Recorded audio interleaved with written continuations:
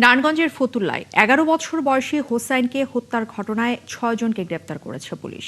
Jail খাটার কৌতূহল থেকেই খুনিরা তাকে হত্যা করেছে, এমনটা জানিয়েছেন পুলিশ সুপার মিজানুর রহমান মুন্সী।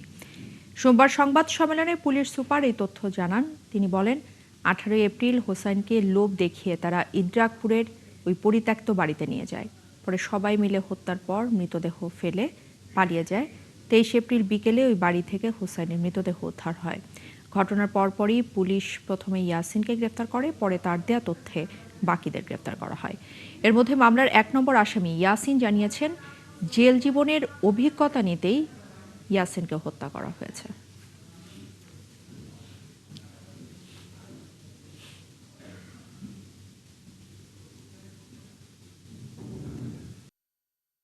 আশ্চর্যের বিষয় যে এটা সমাজের যে মেসেজ যে সবাই কিন্তু ১৮ বছর কম বয়সী ছেলে, এবং তারা কোনো পূর্ব শত্রুতা থেকে নয়, শুধু জেল খাটতে কেমন লাগে সেই কৌতূহল থেকে তারা একটা ছেলেকে ১১ বছর একটা ছেলেকে নৃশংসভাবে হত্যা করেছে।